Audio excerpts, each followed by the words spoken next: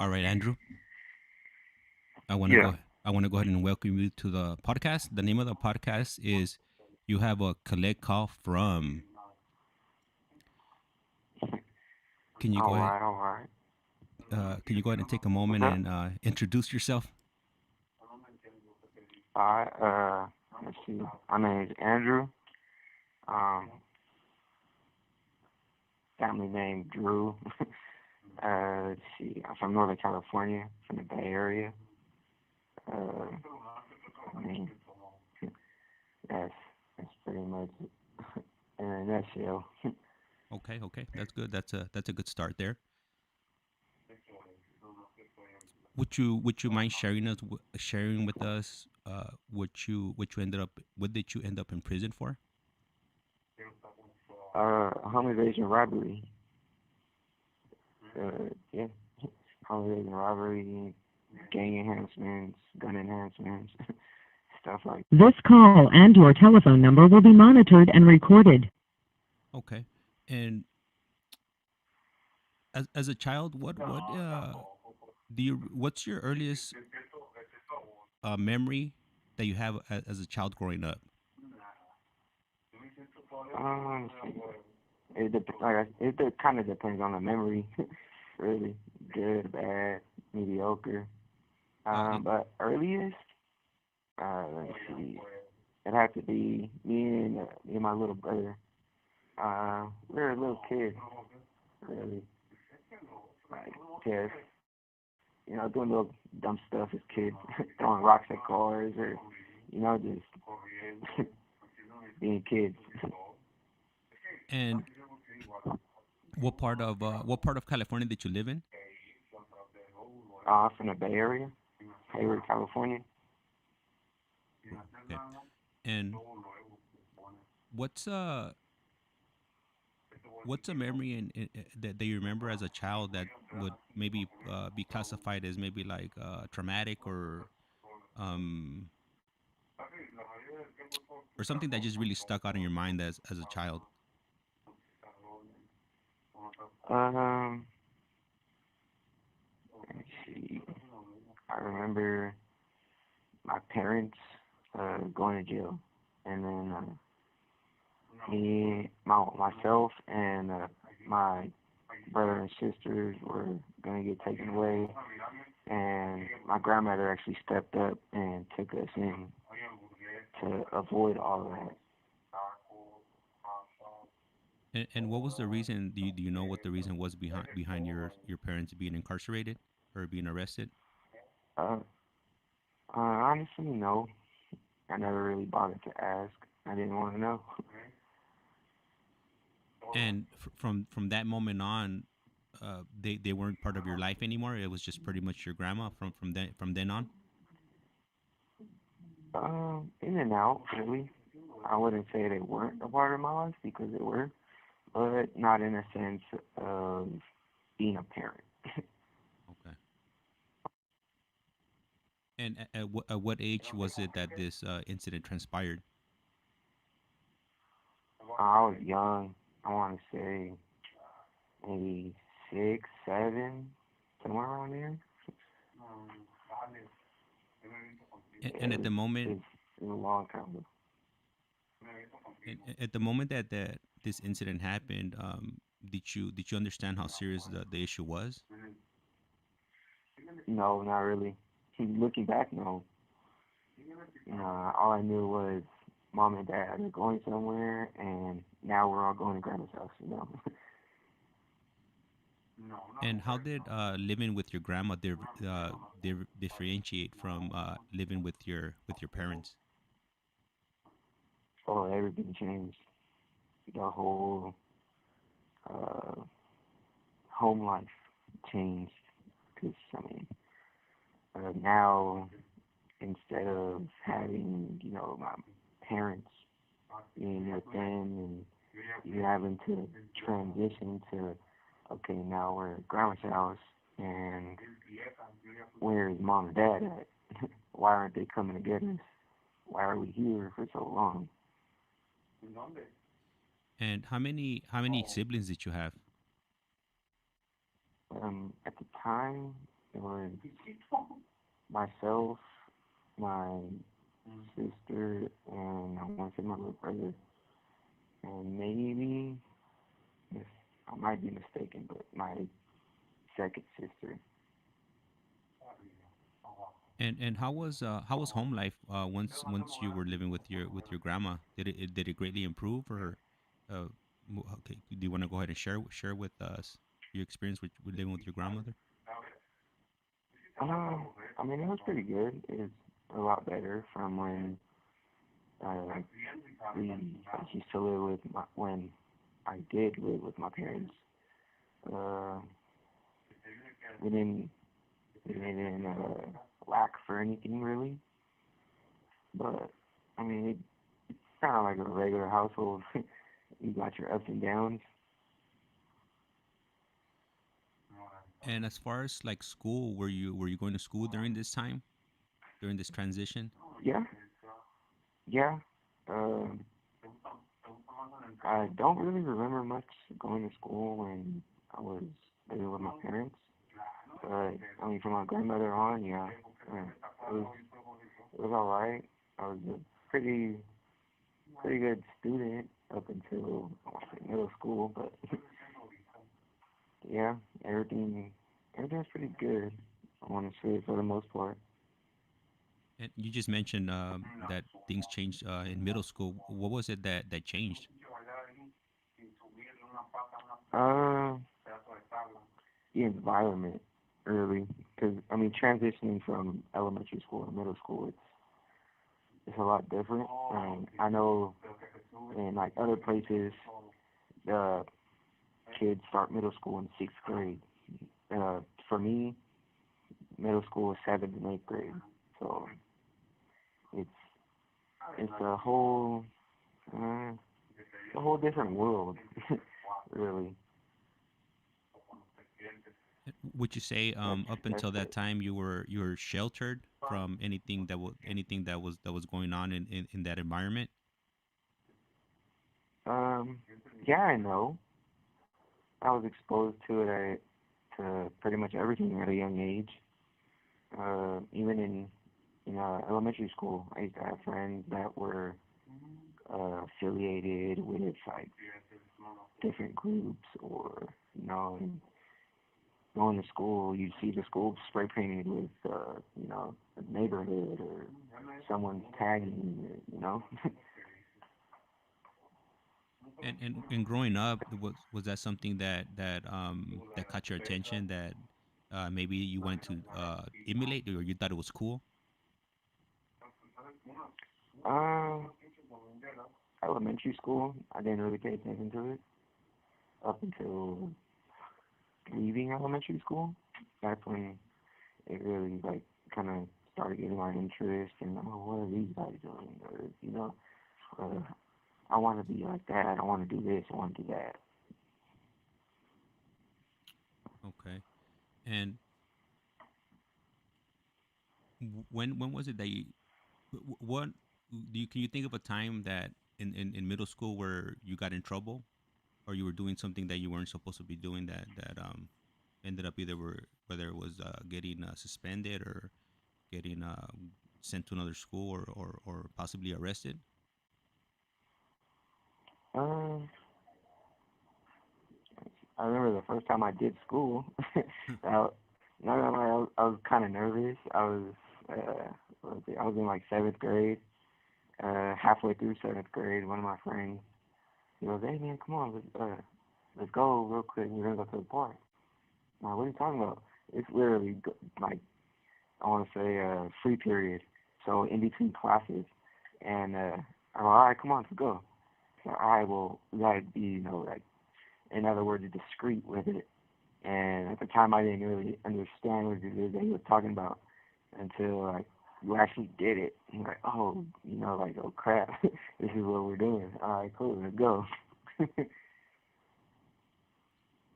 And did anybody figure out that you had left, or did the school call your home and No, notify your parents that you left? no, not even in the least. And from there, We were, yeah. go ahead, go ahead. we were we were just being what's the word I'm looking for? Little delinquents, so to speak. And then did the activity progress from there? Oh yeah, for sure. Went from skipping school to not going to school at all, and just hanging out with a bunch of friends, and rolling up a blunt, smoking, and going to this girl's house, and just slowly but surely progressing to real things I shouldn't have been doing. And during that time, like education or learning in school, which just wasn't it wasn't getting your attention, or you weren't interested in that. Uh, it was 50-50 really, because I try to keep good grades and be up to par with it, because I mean during like elementary school up to middle school to high school, I was playing sports, so I had to keep my grades up to a certain level This call and your telephone number will be monitored and recorded. in order to be able to continue to play. And what sport was it that you were playing? I was playing football, basketball, a little bit of soccer, and not really. Oh man, so you were you had many gifts. In a sense, so yeah. But I mean, at like an early age, it was kind of bad because I've had like I want to say 10+ surgeries on my ankle, and the doctors told me I would never be able to play sports. So I was kind of trying to prove a point that hey, yeah, I can, and at the same time just wanting to do it just because I want to do it. And what transpired when you hurt your ankle? What sport were you playing, and what's the incident that caused for you to get hurt? Uh, it wasn't a sport-related injury. It was just something that I was born with, really. Uh, I want to say the bone didn't really fuse well, or I don't know the medical term for it, but yeah, the bones and the ankle didn't fuse together, and so I had to do what's called a bone graft, You have 60 seconds remaining. and they take a bone from a different part of the body and place it to where it needs to go to actually fuse properly. And at what age did you start having these procedures done? Um, I was young. I honestly don't know the first one when it was that I had the first one. Okay, I know the call's about to hang up, so if you want to go ahead and Yeah. call me back, and I'll be waiting for you here. All right. Sounds good. All right, perfect. I'll be here.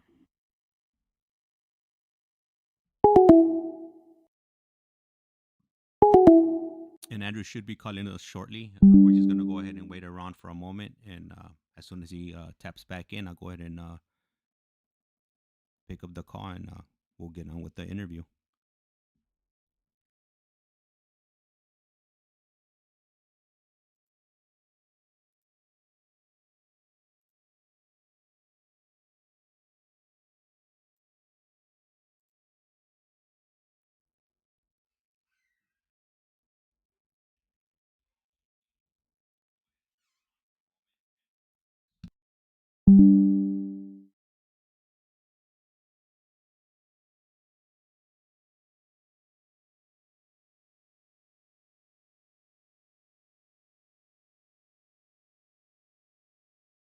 This call is now being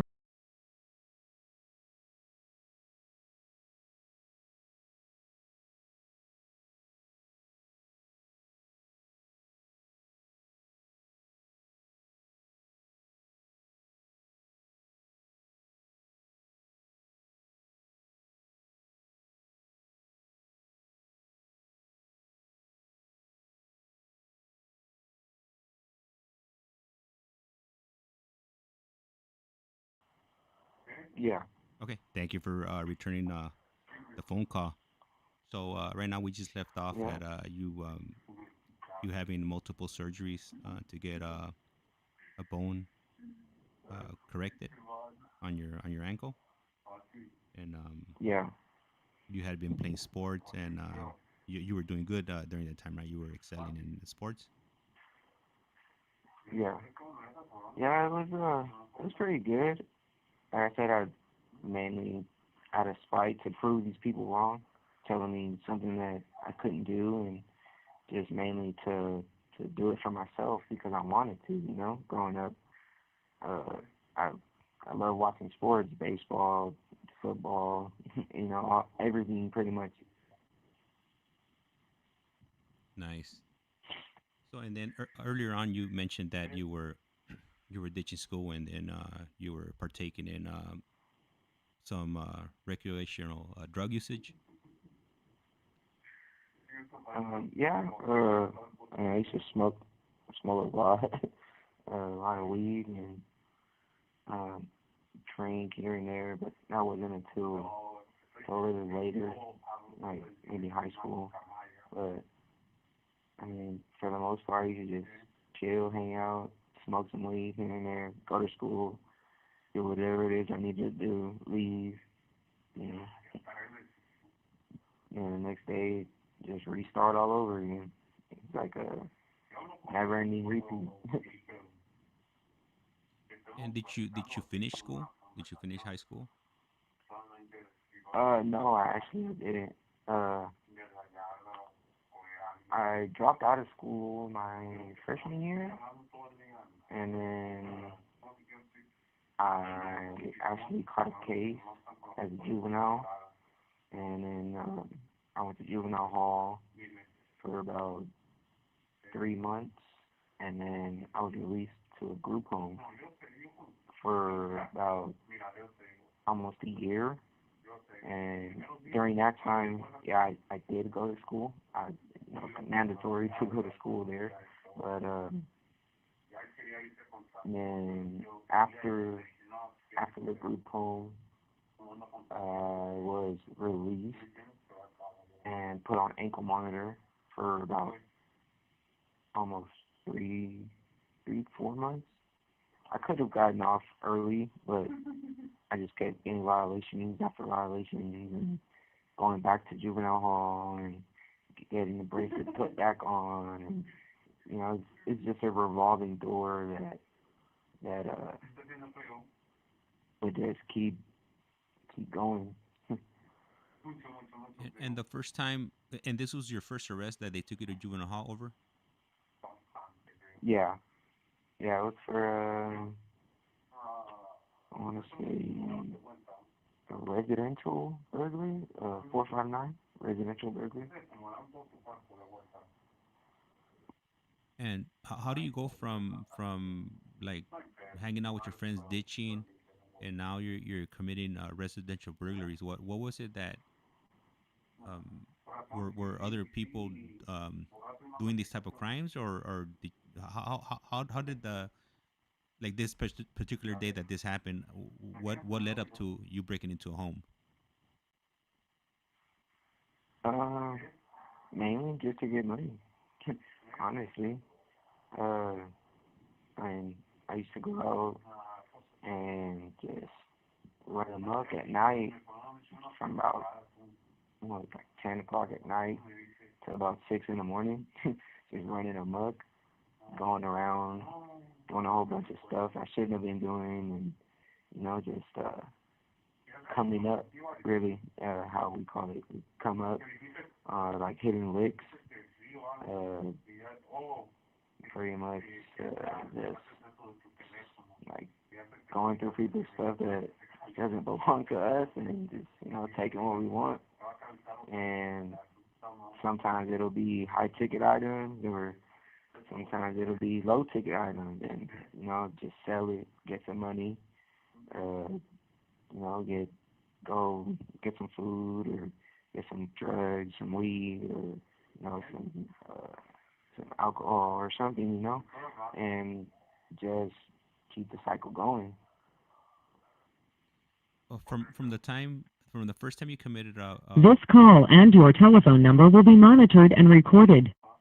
from the first time you committed a commercial burglary, how many times do you roughly did you commit those type of crimes before you were actually arrested?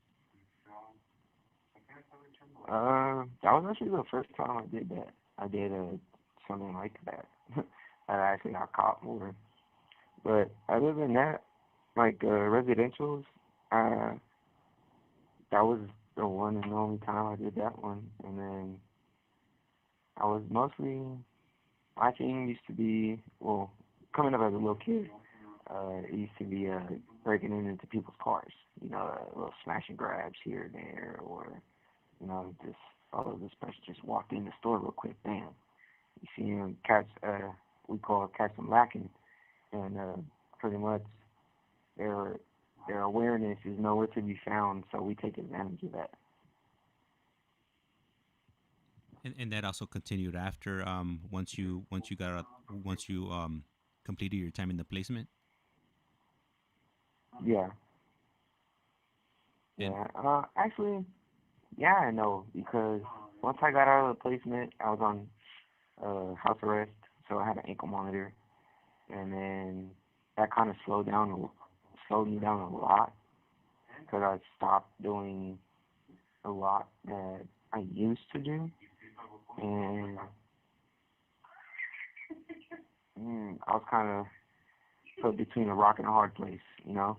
I had to go to school. Um, I couldn't go out with friends and go to places that I used to go. Uh, I was kind of restricted on doing a lot, but I mean, I found ways around that. I used to just have my homies come through to the house instead of me going out. Uh, just have females come through or go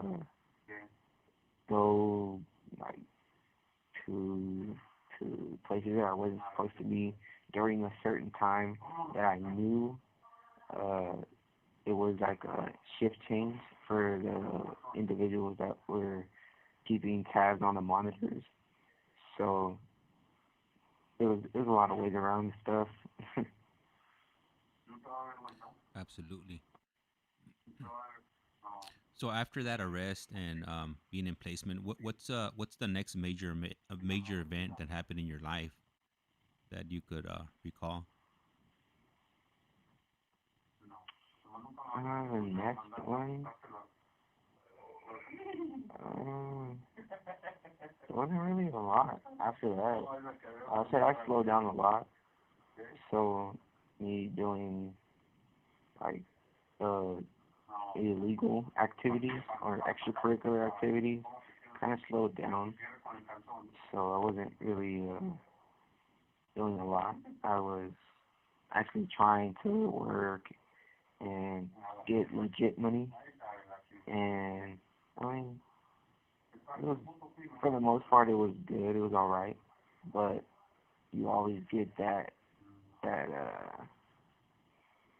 feeling of wanting that adrenaline rush, and after that, yeah, it wasn't a lot going on. I kind of slowed down, and then I moved actually to Oklahoma of all places, and I was there for about 6 months until I turned 18, and on my 18th birthday was when I actually got off of probation, and then not long after that, I came back to California. And what happened when you came back to California? Did you link up with your friends when you came back, or did you start working, or were you going to school? Or what is it exactly that happened when you came back to California? When I came back, I tried to finish school. Um, I still had connections with everybody. I never lost them, and I was still, probably say up north, but tapped in. Still keep contact. So I was still tapped in, and um, I was trying to go to school. I was in my senior year, but I mean, from middle school up, school wasn't really for me. I didn't, I couldn't just sit in the classroom and try to learn something that to me is just boring as hell. But to the next person, they're so indulged and just interested in what it is that's going on. Yeah, I hear you. I have I have that issue myself. So you came back. Yeah. Did you start working? Did you what exactly did you start doing when you came back to California? Um, I tried the school thing again, and then I just stopped. I mean, I can't do this, so I stopped, and then I dropped out of school again for the last time, and after that, let's see, I moved in with, with This call and your telephone number will be monitored and recorded. I moved in with my pops in Oakland, and then from there, then just started doing illegal activity, extracurricular. And during this time when you're 18, are you part of any group, or you're just messing around with a group of friends? No, at the time I was what's it? Uh, the prison term for it is Northern Hispanic. Uh, Street term for it, I was in Norteño, Northerner. Uh, Growing up, like I said, I'm from Hayward, California. My side is South Hayward, so that's that's where I'm from, South Hayward. And then yeah, came back. Yes, I was linked in still with a couple people, and yeah, that's it. All right. So you stopped going to school. You linked up back with your friends, and what kind of activities are you getting into? Um, I was selling weed a lot actually, selling a lot of weed, selling uh yeah, selling about a pound, smoking a lot of weed, uh started I wouldn't say drinking heavy, but I was drinking just living a fast uh, live fast die young type of lifestyle at the time. And drinking at a young age, what kind of effect did it have on you when you were drunk? Were you acting different, or were you the same, or were you doing stuff that you normally wouldn't do when you were You in your have 60 seconds remaining. five senses? What Um, how did alcohol affect you? Honestly, it took me to a better place. I wasn't.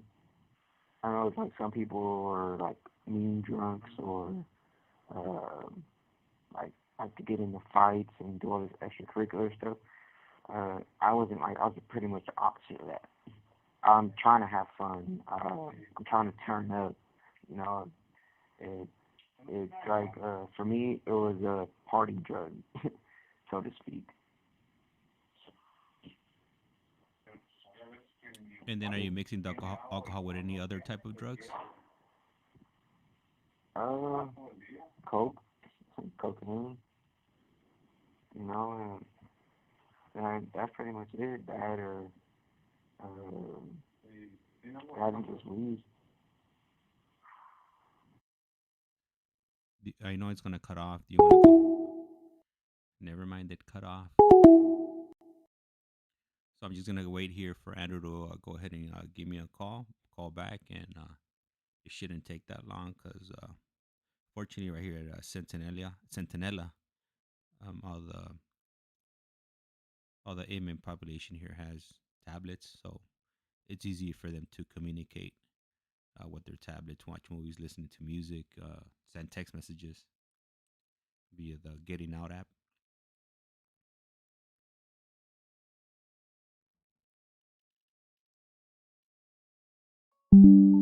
Right, there he is.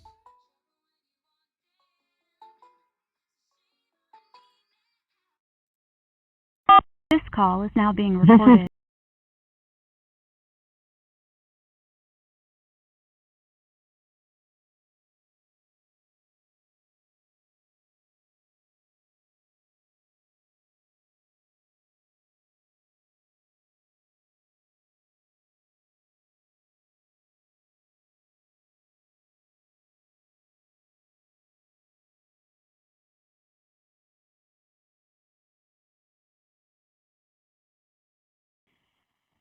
Yep. And did you hear the last question before it got cut off? Yeah. So, drinking. Let me see. Where was I at?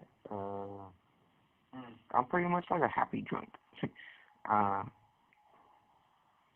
I know some people use it as like something to hype them up. To some people fight or argue and do all this extracurricular stuff that really is meaningless. With me, I'm just fun. I'm trying to have a good time. I'm trying to have fun. Uh, that's just how I am when I drink. I'm not trying to do anything that's pretty much I'm not gonna do if I'm sober. Now, if uh individual tries to get into an altercation, obviously things are gonna happen. But for the most part, I would try to avoid it. And when we're sober, hey, like this, excuse me, this is this is what it is. Now, we're both sober, so what do you want to do? Type of stuff. But like I said, I would have fun, so I would snort some coke here and there, and then towards like the end of the night, when everything's almost done or whatever, then I'll start rolling up a blunt, smoking some weed, and just getting ready to call it a night. And during this time, are you participating in any type of violence, going against rivals? Um, yeah, no, because where I'm from, my city, uh, how do I put it? Uh, there's not many. this call and your telephone number will be monitored and recorded. There's not many rivals. My city is mainly known for Northerners. So we'll have our disagreements here and there, but I mean, for the most part, it's not like um, it's not like a war zone unless it escalates to that. And from what I understand, you can't attack another northerner, right? Um, it's frowned upon. uh, yeah, yeah, it is. If if you get caught, yeah, then it's a big no-no. It's something that yeah, you're not supposed to engage in. And at But what I age mean, do they or how fast once you joined up did you realize the rules of engagement that you weren't allowed to engage with with somebody like you? I want to say the first time I went to county jail, that's when I kind of figured that out. Oh, all right. So we can't do that. All right. At what age was Then, the first time that? first time Yeah. I I was 19, 19, almost 20. Yeah, around there. And what was the charge Yeah. that landed you in county jail? Honestly, it was something stupid. Like, it was commercial burglary, something like that. I can't really remember, but it was just so stupid. You know, it's just looking back on it, it's like why? What was going on through my head at the time that I had to do that? You know, it's one of those laughable moments. And how, do you remember what your experience was when you got to county? First time, you're 19 years old. Um, was it the same kind of experience or same feeling that you had when you went to juvenile hall, or was this more intense? Um, it was different. It I mean, obviously, county isn't juvenile hall.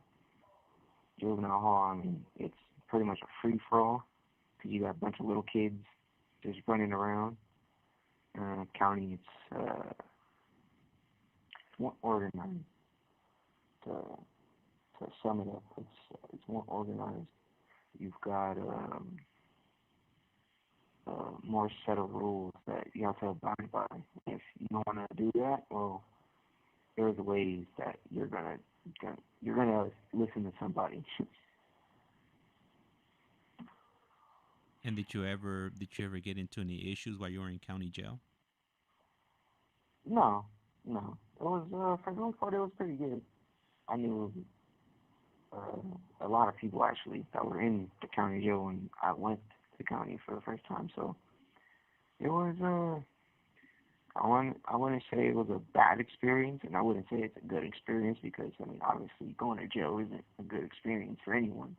But it was all right because like I said, I knew people there, uh, met some new people, you know, made contacts, and pretty much in a nutshell. And in county jail, are you required to work out or anything of that nature? Um, as far as that, yeah, um, like working out, yeah. Uh, your daily, your daily machina, as we call it. I mean, you know, it's our workout regimen. Uh, you got to pretty much 500 push-ups, burpees, or uh, however it is that you feel suit to do it, but you have to add up to 500 minimum. Uh, yeah. And if you're not able to complete them, do they roll over? Do you have to do a thousand the following day, or what happens if you're not able to complete your workout within that day? Uh, well, it depends on the individual, really. It's, I mean, we'll work with you. You need help, you know. It's not like you don't do this or you're gonna get in trouble. Like, no, it's family. The way I saw it. You need help, we'll help you. You know, you need a push. Come on, I'll bust down with you. You know, you need motivation. Come on, let's go. You know, it's not like a dictatorship.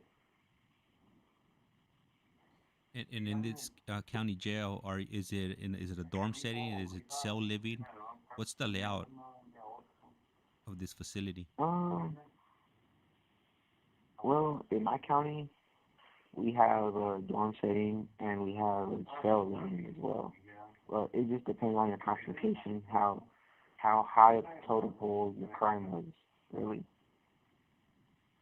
So if you're in there for something petty, like petty theft or burglary, you'll go to blues, which is regular GP. You know, and it's a dorm setting. It's a 30-man pod, and you got top tier, bottom tier. There's about 6 pods on one side of the building, and then you got another 6 pods on the other side of the building.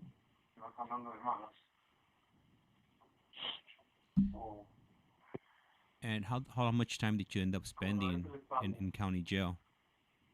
And what was the outcome of your case? My my first time in county jail, I did want to say a month and a half, and the end result, I got time served and 5-year felony probation. And how did your juvenile probation differentiate or was different? How different was your juvenile probation to your adult probation? Pretty much the same. There was no difference, honestly. Only difference was is that instead of going through one door, I'm going through the other door now. And as an adult in Hayworth, you weren't required to pay any type of fees to be on probation or to the probation department. Yeah, yeah, yeah. It's one. It's a downfall, so to speak. You gotta pretty much pay just to be on probation. Kind of sucks.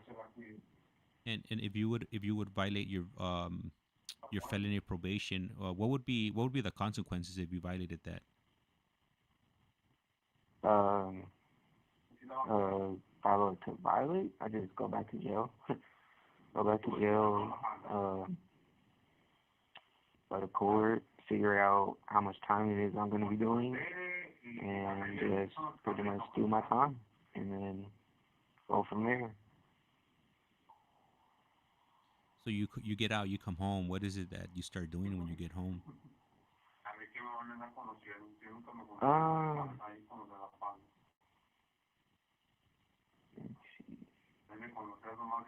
at that time, when when I caught my first violation, it was like years later. I want to say it was about like 20, 22. About, yeah, like 22 when I caught my first violation.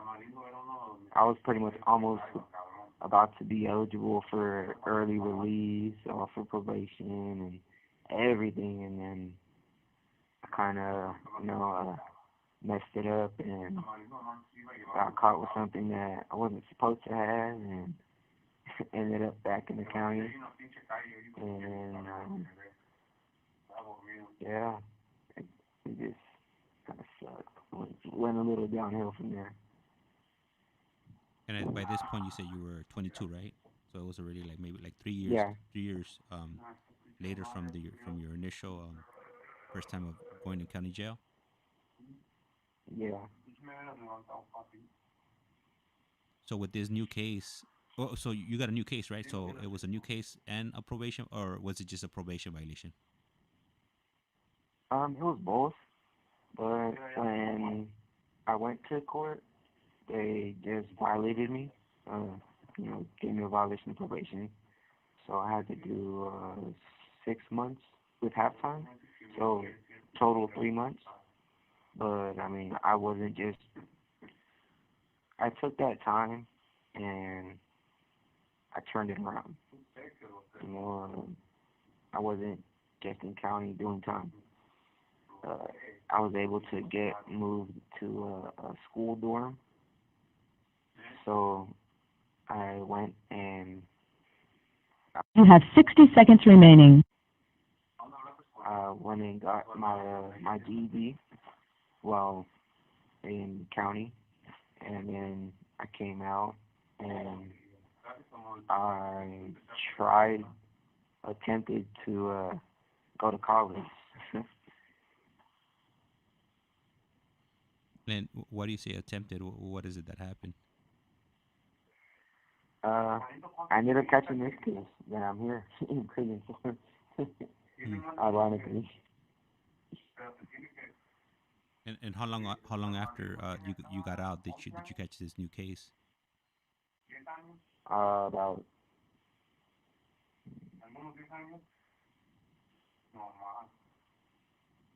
This call and your telephone number will be monitored and recorded. mm, about 4 months later.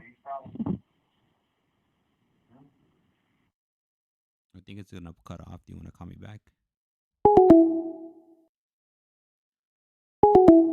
All right, and he should be calling us back shortly. Shouldn't take that long. While I wait and call back, I'm gonna try to adjust some settings here on my laptop.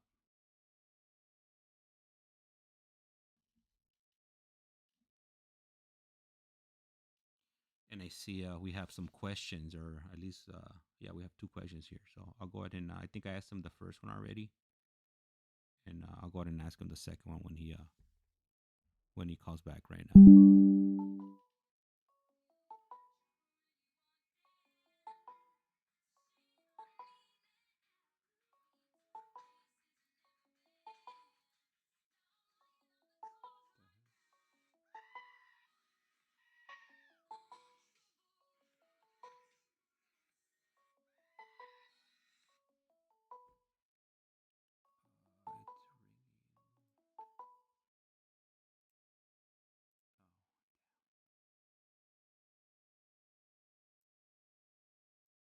All right, I missed that call. Hopefully, he calls me back, and we'll keep on going.